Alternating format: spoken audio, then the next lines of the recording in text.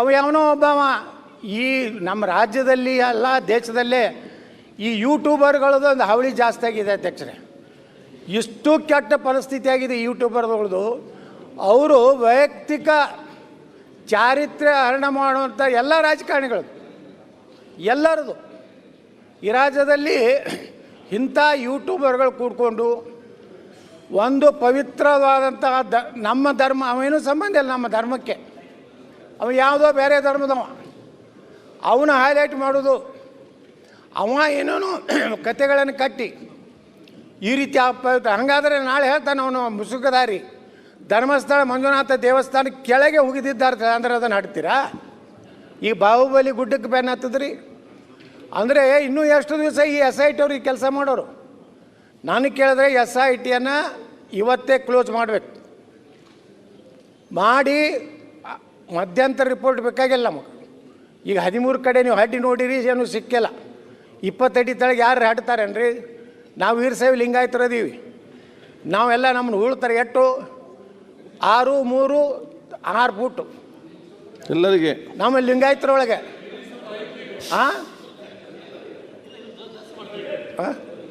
ಇವು 20 foot ಹಾಡ್ತಾರವ್ರು SIT ಅವರು.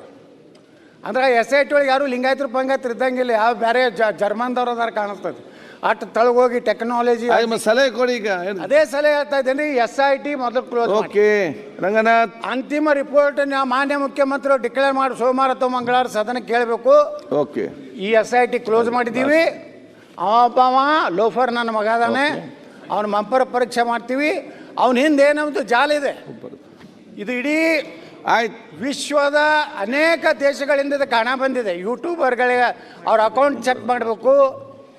ಅದ್ರ ಜೊತೆಗೆ ಅವ್ರಿಗೆ ಯಾರ್ಯಾರು ಅಲ್ಲಿ ಒಬ್ಬನ ಅಲ್ಲಿ ಶಾಸಕರ ಭವನಕ್ಕೆ ಬಾಂಬ್ ಹಾಕದವ,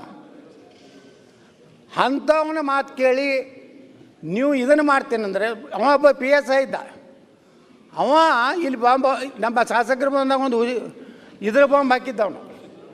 ಯಾರಿಗೆ ನಂಬಬೇಕು? ಅಂಥವ್ರು ನಂಬಬೇಕು, ವಿಶ್ವಾಸಾರ್ಹತೆ ಇರಬೇಕು ಅವ್ರನ್ನ. ಓಕೆ, ನಿಮಗೆ ಯಾವ ಮಾಹಿತಿ ಕೊಡೋರ ಬಗ್ಗೆ ವಿಶ್ವಾಸಾರ್ಹತೆ ಇಲ್ಲಾರ್ದವ್ರು ನಂಬಿ SIT ನೇಮಕ ಮಾಡಿ ನಿಮ್ಮ ನೀತಿ ಏನಿದೆ ಸರ್ಕಾರದ್ದು, ಹಿಂದೂ ಸಮಾಜವನ್ನು ಆದಷ್ಟು ಬೇಗನೆ ನಾಶ ಮಾಡಬೇಕು ಅನ್ನೋಂಥ ವ್ಯವಸ್ಥೆ ಏನಿದೆ, ಇದರಿಂದ ನಾವು ಸರ್ಕಾರಕ್ಕೆ ಆಗ್ರಹ ಮಾಡ್ತೀನಿ, ಅವ್ರನ್ನೆಲ್ಲ ಅರೆಸ್ಟ್ ಮಾಡಿ ಅವ್ರನ್ನೆಲ್ಲ ತನಿಖೆ ಮಾಡಿ ಈ ಒಂದು ಇನ್ಮೇಲೆ ಅಲ್ಲಿ ಅಗಿಯೋದಾಗಲಿ, ಮುಂದಿನ ತನಿಖೆ ಧರ್ಮಸ್ಥಳ ಮಾಡೋದಾಗಲಿ ಮಾಡಿದ್ರೆ ಕರ್ನಾಟಕದಲ್ಲಿ ದೊಡ್ಡ ಕ್ರಾಂತಿ ಆಗ್ತದೆ. ಜನ ಹಿಂದೂಗಳು ಸುಮ್ಕುತ್ತಾರಂದರೆ ಸುಮ್ಕುತ್ತೆಲ್ಲ ನೋಡ್ತಾ ಇದ್ದಾರೆ, ಕಾದು ನೋಡ್ತಾರೆ.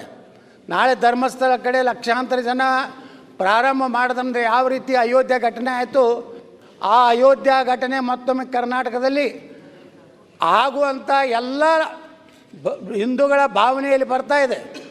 ಆ ಎಚ್ಚರಿಕೆಯನ್ನು ಇಟ್ಕೊಂಡು ಧರ್ಮಸ್ಥಳಕ್ಕೆ ನೀವು ಕೈ ಹಾಕಿರಂದರೆ ನಿಮ್ಮ ಸರ್ಕಾರದ ಕೊನೆಯ ದಿನಗಳು ಪ್ರಾರಂಭ ಆಗಿವೆ ಅನ್ನೋಂಥ ಎಚ್ಚರಿಕೆ ಕೊಟ್ಟು, ನೀವು ಯಾವುದೇ ಪರಿಸ್ಥಿತಿಯಲ್ಲಿ ಮುಖ್ಯಮಂತ್ರಿ ಸಿದ್ದರಾಮಯ್ಯನವ್ರಿಗೆ ವಿನಂತಿ ಮಾಡ್ಕೋತೀನಿ, ಇಲ್ಲೊಬ್ಬ ನಕಲಿ ಭಾವನೆಗಳ ಜೊತೆಗೆ ಚೆಲ್ಲಾಟ ಆಡ್ಲಿಕ್ಕೆ ಹೋಗಬೇಡಿ.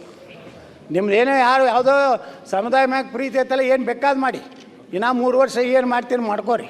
ನಿಮ್ಮ ಸಲಹೆ ಕೊಡಿ, ಈಗ ಮುಗಿಸಿ. ನಾವು ಬಂದೇ ಬರ್ತೀವಿ. ನೀವು ಅವ್ರು ಮಾಡಿದಂಥ ಎಲ್ಲ ತಪ್ಪನ್ನು ನಾವು ಸರಿ ಮಾಡಿ ಕರ್ನಾಟಕವನ್ನು ಬರ್ತೀವಿ ಅಂದ್ರಲ್ಲ, ಯಾವ್ದು ಇಂಡಿಪೆಂಡೆಂಟ್ ಬಿಜೆಪಿ ಅವ್ರು ಯಾವ ಪಕ್ಷ ಅಂತಾನೆ ಇಲ್ಲ. ಯಾವುದು ರಂಗನಾಥ್ ಮಾನ್ಯ ಸಭಾಧ್ಯಕ್ಷ ಹೇಳಿದೆ ಅಷ್ಟೇ. ನಾವು ಬರಿಲ್ಲ ಹೇಳ್ರಿ ಸರ್, ಅವ್ರು ಯಾವ್ದಂತ ಹೇಳ್ಬೇಕಲ್ಲ. ಏನು ಸುರೇಶ್? ಸುರೇಶ್ ಇಲ್ಲಿದ್ದಾರೆ ಅವರು. ರಂಗನಾಥ್ ಮಾತಾಡಬೇಡಿ. ಸುರೇಶ್ ಅವರೇ, ನಾವು ಬರ್ತೀವಿ ಅಂದ್ರಲ್ಲ, ನೀವು ಅಂದ್ರೆ ಯಾವ್ದು ಬಿಜೆಪಿನ ಅಥವಾ ನಿಮ್ದೇ ಪಕ್ಷನ ಅಂತ ಭಾವನೆಗಳು ಇದ್ದವ್ರು ಬರ್ತಾರ ಅಂತ ಹೇಳಿದ್ರು. ಎಲ್ಲ ನಾವು ಇಂದು ಎಲ್ಲಾ ಭಾವನೆಗಳಿದೆ, ಎಲ್ಲ ನಿಮ್ಗಿಂತ ಜಾಸ್ತಿ ಭಾವನೆ ನಾವು ಹಿಂದೂಗಳ ಎಲ್ಲಾನು. ಮಾನ್ಯ ಸಭಾಧ್ಯಕ್ಷರೇ, ಆಲ್ ಆರ್ ಈಕ್ವಲ್, ಎಲ್ಲ ಒಂದೇ. ಆಯ್ತು. ಮಾನ್ಯ ಸಭಾಧ್ಯಕ್ಷರೇ, ಇವತ್ತೇನು ರಂಗನಾಥ್ ಸಲಹೆ ಕೊಡಿ. 2 ನಿಮಿಷ ಸರ್. ಓಕೆ, ಬೇಡ 3 ನಿಮಿಷ ತಗೊಳ್ಳಿ, ಅದು ಮುಗಿಸಿ. 5 ನಿಮಿಷ ತೋರಿ. ಬೈರತಿ ಸುರೇಶ್ ಅವರೇ, ಮುಂದಿನ ದಿನ ನೀವು ಲಗ ಹೊಡೆದ್ರು ಬರೋದಿಲ್ಲ, ಬರೋರು ನಾವೇ, ಆ ಕಡೆ ನಾವು ಬರೋರು ನೀವು ಈ ಕಡೆ ಸರ್. ಏನ್ ಕಂಟಿನ್ಯೂಸ್ ಆಗಿ ಮಾತಾಡ್ತಾರೆ ರಂಗನಾಥ್, ನೀವು ಸಬ್ಜೆಕ್ಟ್ ತಗೊಳ್ಳಿ. ನಾವೇ ಅಂದ್ರೆ ಯಾರು ಅಂತ ಕೇಳ್ತಾ ಇದ್ದಾರೆ. ಅಭಯ ಅಣ್ಣ ಕೂತ್ಕೊಳ್ಳಿ. ಕ್ಲಿಯರ್ ಮಾಡ್ರಿ ಅಂತ. ವಾಯ್ಸ್ ನಾವು ಅಂದ್ರೆ ನೀವೊಬ್ಬರ ಸಿಂಗಲ್ ಪಾರ್ಟಿ ಬೇರೆ ಮಾಡ್ತಾ ಇದ್ದೀರಾ. ಅಭಯ್ ಪ್ರಸಾದ್ ಸಪ್ರೇಟ್.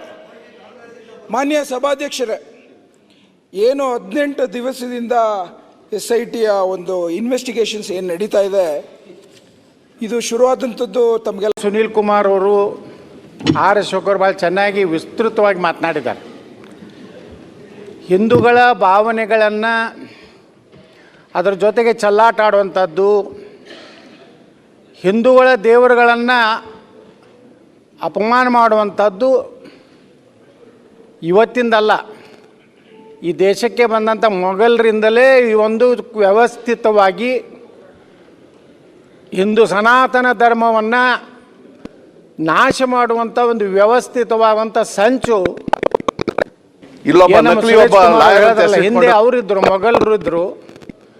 ಈಗ ಆಧುನಿಕ ಮೊಘಲರು, ಆಧುನಿಕ ಅಲಾವುದ್ದೀನ್ ಖಿಲ್ಜಿಗಳು, ಇವರು ಒಂದು ಸಂತತಿ ಇಡೀ ದೇಶದಲ್ಲಿರುವಂಥ ಹಿಂದೂ ಧರ್ಮದ ಧಾರ್ಮಿಕ ಪವಿತ್ರವಾದಂಥ ಧಾರ್ಮಿಕ ಸಂಸ್ಥೆಗಳ ಮೇಲೆ ಒಂದು ರೀತಿ ವ್ಯವಸ್ಥಿತವಾಗಿ ವಿದೇಶಿ ಹಣದ ಮೂಲಕ ಇಂತಹ ಸೋಕಾಲ್ಡ್ ಬುದ್ಧಿಜೀವಿಗಳು, ಎಡಚರರು, ಅವರಿಗೆ ಪ್ರೋತ್ಸಾಹ ಕೊಡುವಂಥ ಒಂದು ಜಾತ್ಯತೀತ ಅನ್ನುವಂಥ ಒಂದು ಡೋಂಗಿ ಮುಖವಾಡನ ಹಾಕೊಂಡಂಥ ಜನ ಕೂಡಿ ಇವತ್ತು ಧರ್ಮಸ್ಥಳವನ್ನು ಅಪವಿತ್ರ ಮಾಡುವಂಥ ಒಂದು ಕೆಲಸಕ್ಕೆ ಹೋಗ್ತಾ ಇದ್ದಾರೆ. ಬಹುಶಃ ನಾವು ನೋಡಿದ್ದೀವಿ, ಯಾರು ದೇಶದ್ರೋಹಿ ಕೆಲಸ ಮಾಡಿದರೆ, ಅಪ್ರಾಪ್ತ ಬಾಲಕಿಯರ ಮೇಲೆ ಅತ್ಯಾಚಾರ ಮಾಡೋದಂದ್ರೆ ಮುಸುಕದಾರಿಗಳನ್ನು ಹಾಕ್ಕೊಂಡು ಕೋರ್ಟಿಗೆ ಬರ್ತಿದ್ರು. ಆದರೆ ಈ ಮನುಷ್ಯನಿಗೆ ಅವನು ಕೊಡುವಂಥ ಗೌರವ, ಅವನ 10 ಗಂಟೆಗೆ ಬಂದ ಮೇಲೆ ಅವನ ಅಧಿಕಾರಿಗಳು ಕರ್ಕೊಂಡು ಹೋಗುವಂಥದ್ದು, ಅವನ ಹಾವಭಾವ ನೋಡಿದಾಗ ವ್ಯವಸ್ಥಿತವಾಗಿ ಧರ್ಮಸ್ಥಳದ ಮೇಲೆ ಯಾವ ರೀತಿ ಅಯ್ಯಪ್ಪ ಸ್ವಾಮಿ ದೇವಸ್ಥಾನದ ಮೇಲೆ ಆಯಿತು, ತಿರುಪತಿ ದೇವಸ್ಥಾನದಲ್ಲಿ ಲಾಡೂದಲ್ಲಿ ದನದ ಕೊಬ್ಬನ್ನು ಸೇರಿಸುವಂಥ ವ್ಯವಸ್ಥಿತವಾದಂಥ ಸಂಚು ನಡೀತು. ಶನಿ ಶಿಂಗಣಾಪುರದಲ್ಲಿ ಅದರ ಪಾವಿತ್ರ್ಯತೆ ಬಗ್ಗೆ ಸಂದೇಹ ವ್ಯಕ್ತಪಡಿಸೋಂಥದ್ದಾಯಿತು. ಇದನ್ನೆಲ್ಲ ನೋಡಿದಾಗ ನಮಗೆ ಅನ್ನಿಸ್ತಾ ಇದೆ, ಇವತ್ತು ಧರ್ಮಸ್ಥಳವನ್ನು ಸಹ, ಯಾಕಂದ್ರೆ ಧರ್ಮಸ್ಥಳ ಅಂದ್ಕೊಳ್ಳೇ ಮೊದಲ ಅನ್ನವನ್ನು ನೀಡುವಂಥ, ಪ್ರಸಾದ ಕೊಡುವಂಥ ದಾಸೋಹ ಪ್ರಾರಂಭ ಮಾಡಿದಂಥ ಒಂದು ಧಾರ್ಮಿಕ ಸಂಸ್ಥೆ. ಅದು ಯಾವುದೇ ಜಾತಿಯವರು ಅದರದ್ದು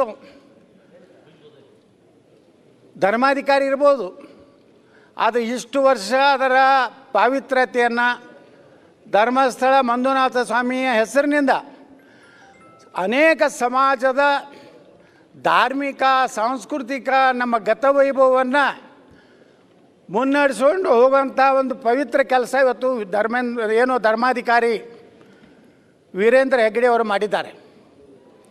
ಅಧ್ಯಕ್ಷರೇ, ನಮ್ಮ 3000 ಮಠದ ಸ್ವಾಮಿಗಳು ಮೊನ್ನೆ ಒಂದು ಮಾತು ಹೇಳಿದ್ರು, ಈ ರಾಜ್ಯದಲ್ಲಿ ಅನೇಕ ವೀರಶೈವ ಮಠಗಳಿವೆ, ಆದರೆ ಇವತ್ತು ಭಜನಾ ಮಂಡಳಿಗಳು ಸುಮಾರು 3 ರಿಂದ 4 ಸಾವಿರ ಭಜನಾ ಮಂಡಳಿಗಳನ್ನು ಪ್ರೋತ್ಸಾಹ ನೀಡಿ ಇಡೀ ನಮ್ಮ ಸನಾತನ ಧರ್ಮದ ವೈಭವವನ್ನು ಹಿಡಿಯುವಂಥ ಕೆಲಸ ಇವತ್ತು ಧರ್ಮಾಧಿಕಾರಿಗಳು ಮಾಡಿದ್ದಾರೆ. ನಿಮಗೆ ಏನೋ ಒಂದು ಘಟನೆ ಸೌಜನ್ಯ ಒಂದು ಹೆಸರು ಮಾತ್ರ ತಗೊಂಡು ಯಾವನೋ ಒಬ್ಬ ಹೇಳ್ತಾನೆ, ಒಬ್ಬ ಅಂಥದಕ್ಕೊಂದು SIT ನೇಮಕ ಮಾಡಿದ್ದೇ ಮೊದಲೇ ದೊಡ್ಡ ತಪ್ಪು. ಮೊದಲು ಅವನ ತನಿಖೆ ಮಾಡಬೇಕಾಗಿತ್ತು, ಅವನು ಎಷ್ಟು ಯೋಗ್ಯದಾನೆ, ಅವನ ಇತಿಹಾಸ ಏನಿದೆ, ಅವನ ಚರಿತ್ರೆ ಏನು, ಅವ ಎಲ್ಲಿಂದ ಬಂದ. ಅಶೋಕರು ಹೇಳಿದ್ರಲ್ಲ, ಅವರೊಂದು ಮತ್ತೊಂದು ಧರ್ಮಕ್ಕೆ ಧರ್ಮಾಂತರ ಆಗಿದ್ದಾನೆ ಅಂತೇಳಿ.